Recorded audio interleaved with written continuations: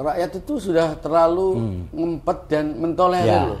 Praktek keburukan hukum, keburukan politik itu. Gerakan rakyat ini kan mestinya nggak boleh berhenti kan. Jangan sampai terjadi darurat militer. Karena kalau darurat militer itu hukum nggak bekerja, Mas. Iya, dan bisa melakukan apa-apa. Ya sudah, orang diam kan. Iya, pajak itu gede-gedean loh, Mas, di daerah itu. Betul, ya. Dan itu cek ada yang 1000%, ada 500%. Itu terasa itu. Ya oke lah, kami tahu bahwa Anda sedang ada persoalan APBN ya, tetapi ya jangan ditumpahkan semuanya ke rakyat. Wong APBN itu kan salahnya Anda juga. Energi publik itu habis untuk membicarakan hal-hal yang remeh-temeh. Ya. Pemerintah mestinya nggak perlu malu kalau membuat policy butuh dikoreksi. Ya. Kalau ini tidak diperhatikan, maka ini seperti bom waktu.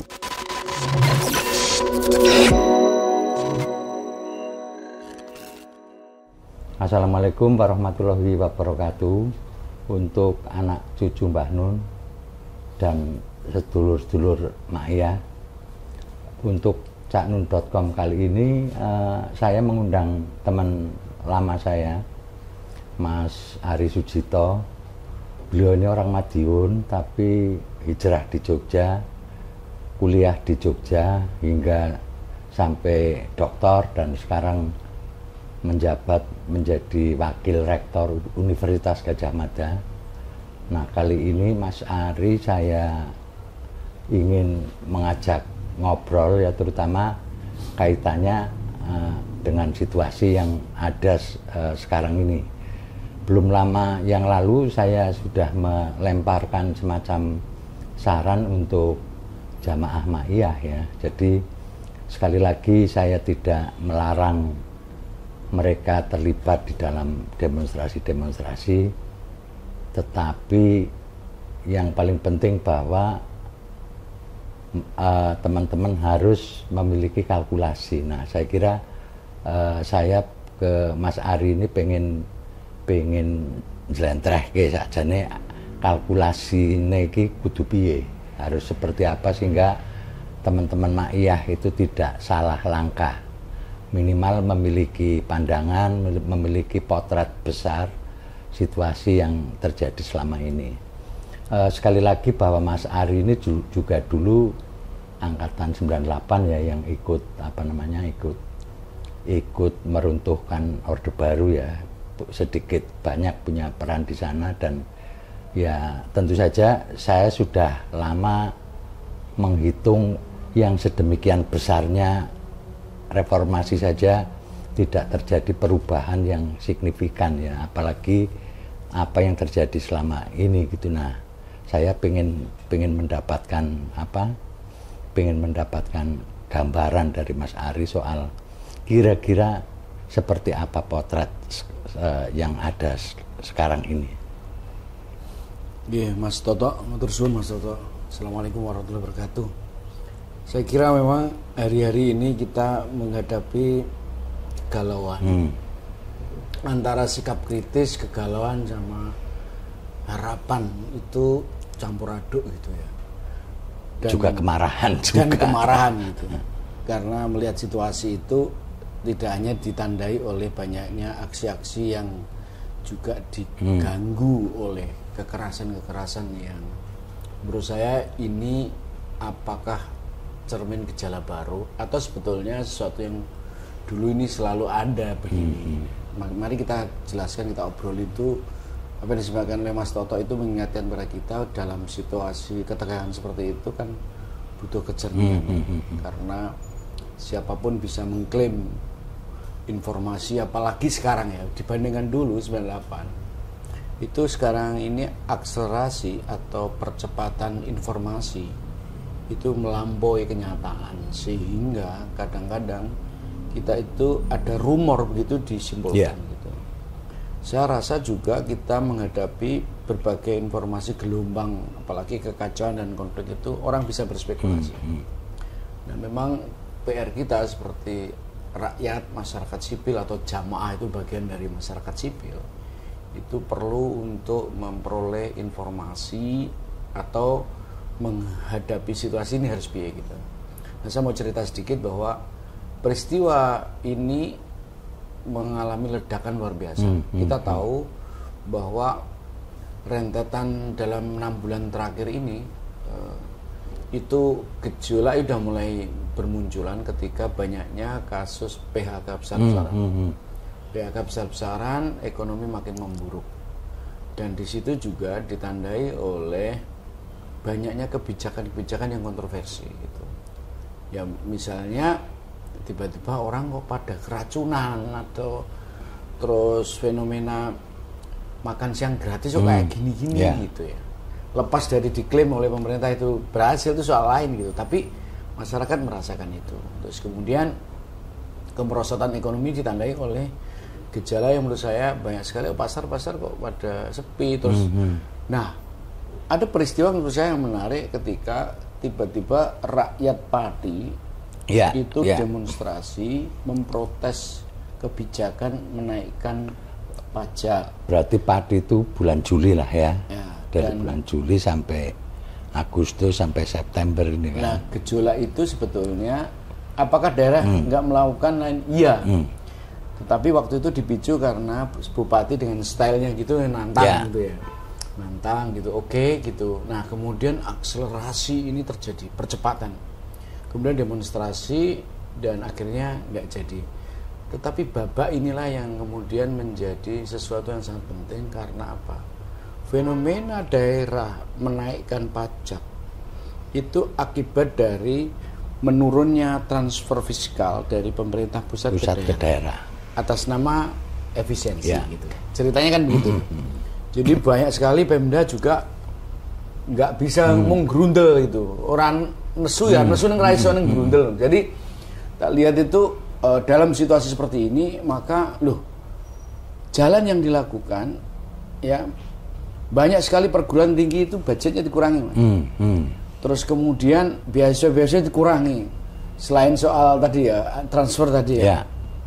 Dan rata-rata orang bicara melihat menonton sesuatu Danantara, terus kemudian MBG dan seterusnya. Lagi-lagi sebelumnya tadi saya ceritakan mengenai banyak orang di PHK dan sebagainya. Nah, poinnya begini, ini kenapa kok begini gitu? Mimpi besar untuk bisa membuat satu hal yang baru kok tiba-tiba begini. Nah, itulah yang kemudian juga dipicu oleh peristiwa DPR tiba-tiba menaikkan tunjangan yang beragam orang menyebut kontroversi. Apakah dulu nggak tinggi ya tinggi, tapi sekarang ini lebih tinggi. Tapi sekali lagi konteksnya itu adalah akselerasi informasi yang begitu cepat, perlawanan lewat TikTok, lewat media sosial yang masif gitu. Maka kalau Mas Toto lihat di media sosial itu kemarahan itu dengan mudah diekspresikan gitu. Mulai dari orang-orang pinggiran rakyat itu loh, tidak hanya kelas menengah gitu loh. Mereka bisa bercerita apapun dan ruang publik jadi kumuh Mas, terus terang kita akui ya. Dan disitulah kemudian demonstrasi besar-besaran. Pertanyaannya adalah kenapa alamatnya kok DPR sama polisi ya. Karena waktu itu DPR melakukan satu kesalahan 4 orang itu konon dan kemudian melahirkan kemarahan rakyat demonstrasi.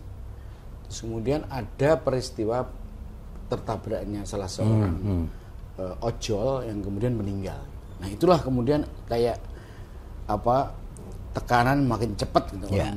Nah, ini yang tadi diingatkan oleh Mas Toto. Ini harus menyikapi kayak apa? Kita boleh demo ya, demo silakan. Cuman memang persoalan kekerasan ini kan masih kontroversi. Yang terjadi kira-kira sopo. Kalau saya menyebut, saya punya pengalaman zaman 98 itu. 98 itu puncak saja dari sekian perjalanan krisis dan pergolakan. Ya minimal sebetulnya pergumulannya kan 10 tahunan. Ya kita tahu lah sejak tahun 80-an kenceng ya. Kemudian 74, 77, 80-an, 89 itu terus meluap. Terus 96 peristiwa Kuda Tuli itu, kemudian 98. Krisis 97 lalu meledak. Nah, saya mengangkat begini Mas Toto. Dulu 98 itu krisis ekonomi lalu krisis politik. Nah, sekarang ini krisis politik dulu lalu krisis ekonomi. Kenapa? Kita pernah punya eksperimen demokrasi post otoritarisme, pasca otoritarisme kan. kemudian kita menikmati demokrasi meskipun kita terus kemudian mengalami defisit ya Mas, berkurang itu kualitas demokrasinya. Jadi ketika orang menyaksikan, loh ini lembaga DPR kok kayak gini, gitu. Ini kan wakil rakyat yang kita harapkan ini. Kok kepolisian kok juga melakukan tindakan-tindakan seperti ini. Mereka wes istilahnya wes ngempet suwe gitu loh. Nah, peristiwa itu yang menurutku terjadi percepatan luar biasa. Tapi yang aneh, peristiwa sekarang ini tak lihat itu peristiwa tahun 2025, tanggal waktu itu 25 Agustus itu tiba-tiba daerah-daerah juga terjadi pembakaran. Yang disasar itu kantor pemerintahan dan DPR dan kantor polisi, dan juga banyak martir kematian yang tercatat itu kira-kira kayak kemarin itu sudah 10 dengan ada mahasiswa yang waktu demonstrasi, ada juga pegawai yang korban waktu gedungnya itu runtuh, dan juga ada orang yang di jalan dan sebagainya. Poin saya adalah ini memang nggak bisa serampangan kita cara membaca kita.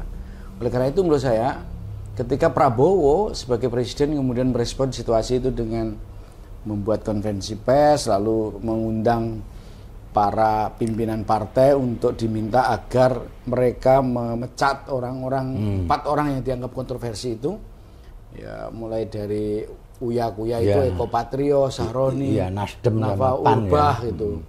Nah, sama Aden satunya itu. Nah, itu apakah ini akan menjawab masalah? Enggak.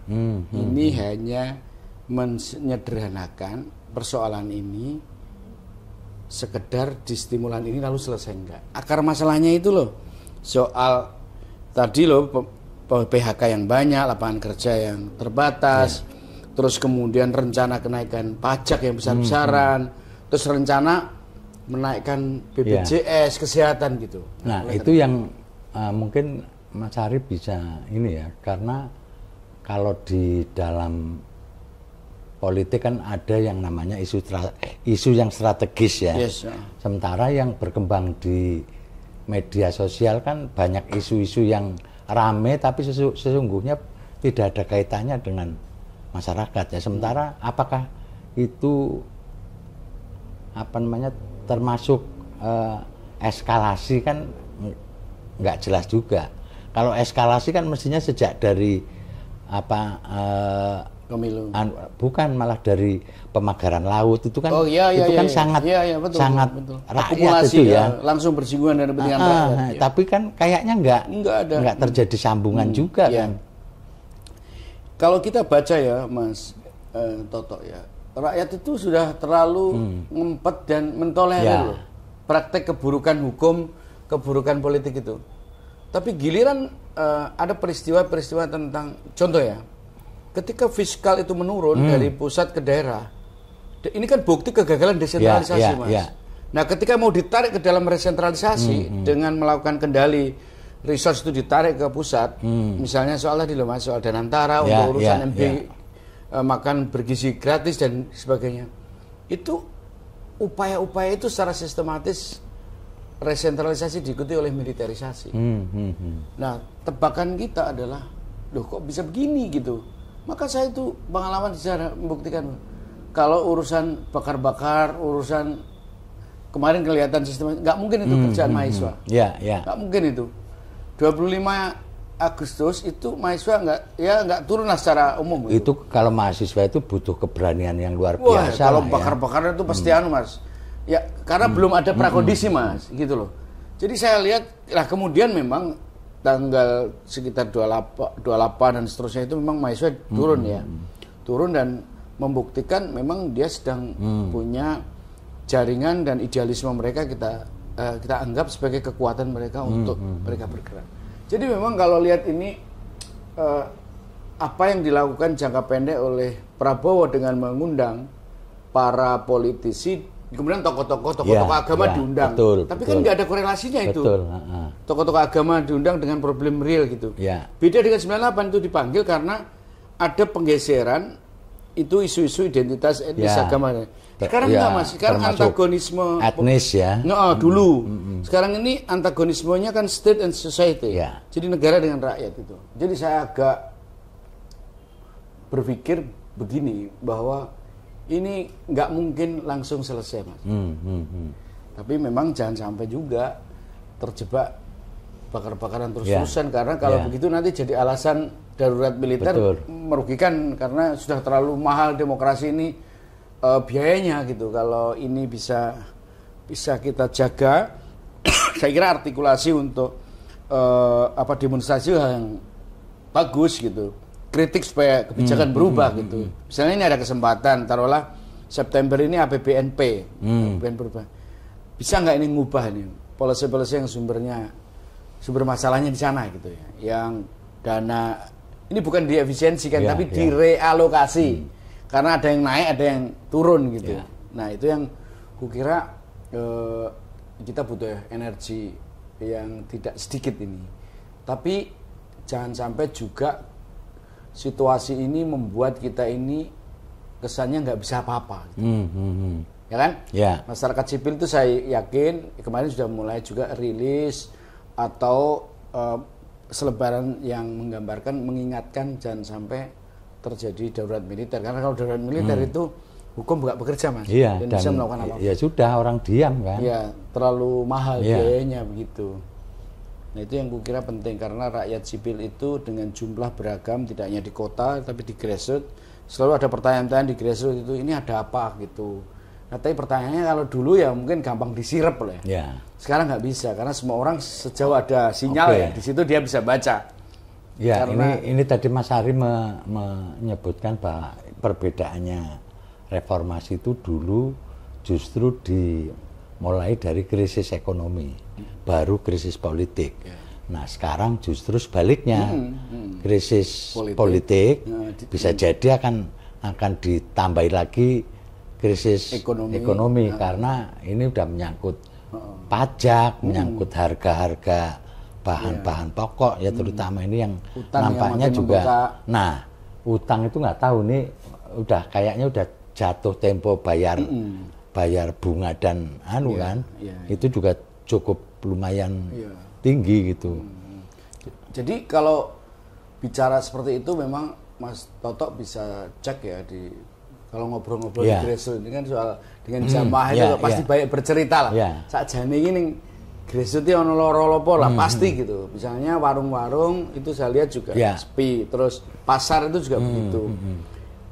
Nah ini kelas menengah itu memang mulai terus terasa keserang akibat dari gejala krisis ini gitu ya. Tadi saya katakan gambaran tentang PHK dan tidak ada penyelamatan karena upaya ini justru dicekik lagi oleh pajak tadi. Pajak itu gede-gedean loh Mas di daerah itu. Betul ya. Dan itu cek ada yang 1000%, ada 500%. Itu terasa itu tuh rakyat kecil itu terasa. Terasa banget itu sudah lapangan nggak ada, terus kerja dong nganggur kok malah pajak diunggah kayak gitu. Cuman memang kemarin kebetulan saja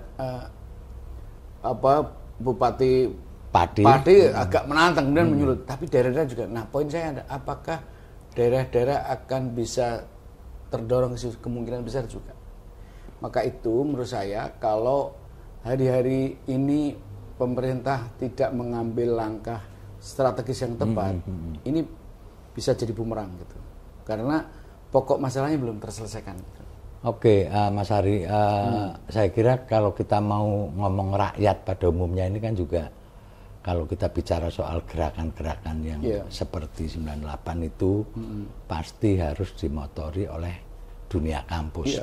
Nah, mungkin Mas Ari bisa menceritakan nggak ini paling tidak supaya jamaah Ma'iyah juga tahu gitu bahwa kampus sekarang juga punya sikap, kampus juga punya hal yang sama-sama memiliki keprihatinan juga gitu. Kira-kira seperti apa itu? Jadi dalam sejarahnya gerakan sosial di Indonesia itu kampus selalu punya peran dan tanggung jawab itu. Apapun itu dari dulu lah. Ya pasti di depan lah ya. Nah, yang perlu kita diskusikan adalah seberapa kuat dorongan kampus itu ke sana. Nah, yang terakhir ini saya mau cerita sedikit ya, Mas. Jadi ketika kampus ini yang negeri dulu ya, sebelum swasta dulu ya. Kampus negeri itu kan budgetnya dikurangi ya, negara ya. itu. Yang PTNBH itu kira-kira namanya. berapa persen itu kalau dikurangi itu? Wah, itu 50% ada. bisa ya, anunya masih beda-beda gitu. Sampai 50% juga, ada yang cuma 30, ada yang 20 gitu. Tapi rata-rata dikurangi semua. Ya. Nah, tapi yang terakhir ini termasuk dana beasiswa, kartu Indonesia Pintar Kuliah, KIPK. Itu dikurangi 50%, Mas. Itu kan untuk budget orang-orang miskin yang kuliah gitu. Itu dipotong 50% gitu.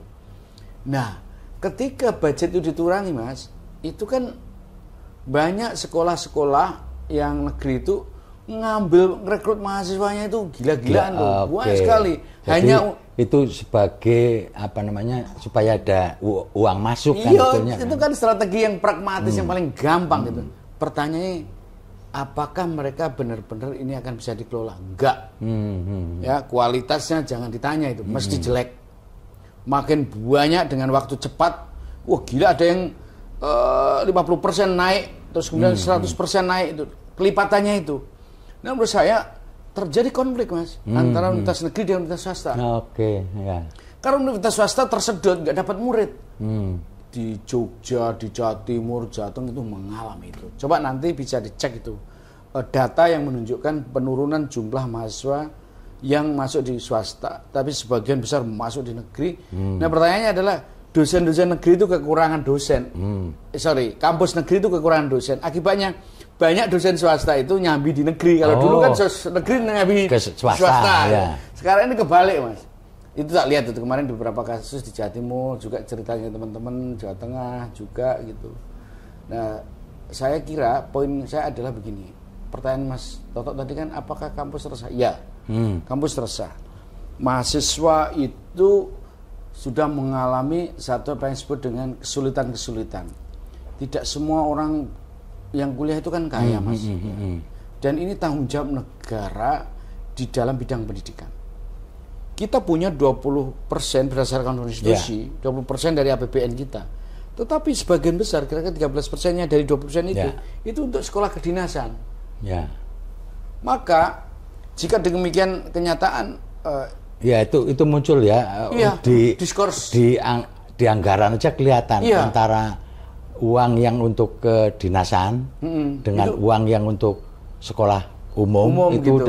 Udah jomplang banget gitu loh. Nah, dan menurut saya ini nggak adil, Mas. Karena rakyat itu banyak sekali punya hak untuk mengakses pendidikan. Nah, jika demikian maka ternyata kita nggak punya perhatian serius soal pendidikan. Tadi soal urusan beasiswa, urusan budget dikurangi gitu, konfliknya horizontal, negeri menjadi swasta. Belum bicara soal kualitas, Sabtu Minggu masa ada yang kuliah, ada yang ngajar dan sebagainya. Nah, dari sisi ini saya ingin mengatakan bahwa apa yang kita bisa dampak dari politik anggaran yang luput ini pada pendidikan. Nah, ini yang memunculkan kemarahan juga kalangan mahasiswa. Dosen itu sebenarnya pada ngeluh gitu. Nah, apa yang kita bisa respon dari tanggung jawab ini, mahasiswa sudah mulai membantu untuk menyuarakan ini. Bahkan di kami juga kemarin kasus yang terakhir saja ya, kami menyerukan untuk menghilangkan tindakan kekerasan. Kita harus hentikan praktek anarkisme oleh siapapun. Ingat bahwa kekerasan itu dampak dari apa? Itu yang harus kita cegah. Karena itu kemarin kita seruan moralnya adalah menghentikan kekerasan. Tetapi juga pada saat yang sama pesan kita kepada pemerintah untuk membatalkan kebijakan-kebijakan yang merugikan rakyat yang tidak berkeadilan. Jadi satu sisi kita menyerukan untuk tidak ada kekerasan supaya rakyat sipil tidak banyak jadi korban. Pada saat yang sama kita. Ini kan tentu saja gerakan rakyat ini kan mestinya nggak boleh berhenti kan. Nah, sementara ada banyak hal yang mestinya dilindungi oleh negara apa yang disebut public good seperti pendidikan, kesehatan, juga pangan Nah, apalagi sampai ke reforma agraria ini kan masih amburadul nih. Masih jauh dari harapan. Sementara kan jenis keramaian ini kan tidak diwarnai oleh isu-isu itu. Nah, menurut Mas Ari gimana ini? Nah itu benar itu. Jadi dalam beberapa waktu terakhir ini, ya paling enggak ini 1 tahun terakhir ini, energi publik itu habis untuk membicarakan hal-hal yang remeh-temeh. Ya. Itu yang membuat problem-problem pokok itu tidak menjadi perbincangan. Ya. Misalnya soal ijazah, terus soal apa itu kasus RK itu, ya. Terus kemudian kasus lagi premanisme dalam yang bertarung milisi gitu. Banyak sekali lah hal-hal yang remeh-temeh. Akibat dari manajemen informasi dan framing yang tidak melihat atau mendasarkan pada persoalan hal mendasar pokok gitu, energi kita habis. Permusuhan, perbincangan mengenai lapangan kerja, perbincangan soal bahan-bahan pokok, perbincangan soal pajak, perbincangan soal apa itu menurunnya struktur ekonomi itu nggak pernah muncul. Sementara kita tahu bahwa makin kesini makin terasa masyarakat itu menghadapi beban yang luar biasa. Itu loh Mas. Maka itu PR kita sebetulnya suasana seperti ini orang memandang, misalnya contoh gini. Ketika ada fenomena One Piece bendera yang kemarin anak-anak muda masang bendera itu, teori gerakan sosial bahkan prakteknya itu hal yang simbolik itu mestinya segera direspon untuk memang itu simbolisasi perlawanan atas ketidakadilan kartun itu waktu itu. Nah itu kan anak-anak muda sekarang sangat demen bicara itu. Nah itu malah dilarang waktu itu. Ketika gejolak itu baru dibolehkan. Jadi memang nggak kompak ini polisi-polisinya ini. Nah dalam cara pandang itu mestinya ya dibiarkan lah mereka itu berani. Mestinya itu ditangkap simbol-simbol kritik itu untuk mengoreksi. Jangan sebaliknya nunggu gejolak gede. Nah ini kan keliru nih cara pandang. Nunggu gejolak gede baru kedodoran. Itu yang ini yang sebagai juga ya, karena pasti yang akan mudah marak adalah justru isu-isu yang remeh-temeh tadi gitu. Sementara ini ada hal-hal yang mendasar yang bisa jadi terlupakan karena isu-isu tadi itu. Maka memang saya agak sedih itu. Memang tanggung jawab ini kan kasus judol, kasus corruption. Terus banyak sekali orang ditipu yang macam-macam gitu. Banyak Mas korban-korban yang itu akibat dari kelalaian negara. Nah kita itu sebetulnya sinyalnya negara itu entah itu melemah sendiri atau by design, tapi rakyat itu sebenarnya sudah menyampaikan sesuatu itu banyak cara.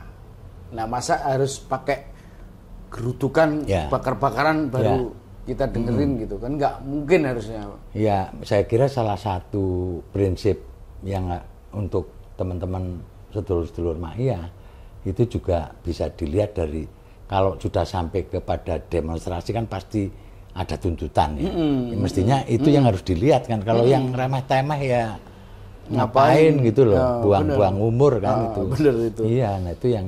Jadi sekarang ini Mas, kalau kita lihat orang itu waktu pemilu, ini kan sebagian memanfaatkan residu sampah-sampah hasil pemilu kemarin. Ya. Dan orang masih memboyong konstruksi elit ya, tentang siapa yang berkelahi dan berkontestasi pada saat itu.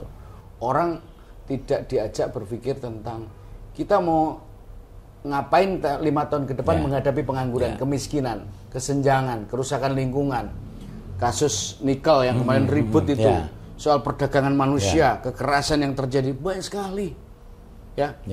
Nah, kalau ini tidak diperhatikan, maka ini seperti bom waktu. Tapi kan ledakannya udah banyak-banyak ini. Nah, aku kira yang paling penting buat kita semua, memang kita harus jaga rakyat. Ya, jaga rakyat itu gimana? Ya, rakyat harus bersuara. Tanpa harus kekerasan, suara pasti diperhitungkan. Nah, cuman kan nggak boleh diam, Mas. Ya, terutama tadi ya, sekali lagi yang disuarakan ya hal-hal yang mendasar, hal yang pokok itu. Ya udahlah itu yang apa namanya yang perselingkuhan lah, ijazah palsu itu nggak penting. Kalau asli pun juga mau ngapain juga gitu loh. Iya, apa udah lewat. Wong apa namanya itu bukan sesuatu yang real gitu. Dan itu konsumsi elit, Mas. Nah, makanya ya. Soal yang saya ingin katakan, bagaimana misalnya kemerosotan kelas sosial kita. Banyak orang yang berutang dan kemudian merebaknya judi online. Judi online tiba-tiba ada kasus di mana yang membongkar itu malah ditangkap. Ya, ya. Nah, gitu loh. Ini kan masalah yang penting itu. Dan yang beberapa kasus yang menggambarkan ketegangan, tiba-tiba ada anak yang bunuh diri, ada anak yang dibunuh, itu kan sebenarnya ada kemiskinan yang berlipat-lipat gitu. Itu dianggap sebagai peristiwa yang statistikal cuma 1-2, nggak bisa. Ini adalah peristiwa yang mendorong kita, ini ada problem tekanan struktural yang itu harus dibaca sebagai pokok masalah dibandingkan remeh tadi. Gitu. Oke Mas Ari, mungkin sebagai penutup ya, saya kira saya butuh Anda memberikan semacam saran, ini terutama untuk sedulur-sedulur Ma'iyah yang ada di mana-mana ini, tidak hanya di Jawa, ada di Mandar, di Sulawesi, ada di Kalimantan, ada di Sumatera. Silakan Mas Ari. Makasih Mas Toto. Jadi saya berharap rakyat jangan gampang diprovokasi untuk pecah, tapi rakyat harus bersatu untuk mengembalikan akar masalah. Problem rakyat sudah banyak, soal kemiskinan, keterbelakangan, pengangguran dan sebagainya. Rakyat harus berani menyampaikan itu, tapi jangan terjebak pada kekerasan. Harus bergandengan tangan. Dan saya kira para tokoh-tokoh agama, tokoh di kampung itu harus berbondong-bondong ngajak kita semua untuk bangkit dan mengingatkan gitu. Dan rasa-rasanya memang rakyat ini jangan sampai jadi korban lah gitu. Kita itu jangan sampai gampang diprovokasi lalu nyerang kelompok lain, apalagi soal identitas itu loh. Kita itu kadang-kadang rentan itu. Ya. Tapi sekarang ini sudah menjadi rahasia umum bahwa ada masalah-masalah real yang harus dipecahkan dibandingkan hal-hal remeh-temeh. Hari-hari kalau buka media sosial, buka berita-berita, ya, nggak perlu. Ini kan namanya clickbait ya Mas, algoritma kita.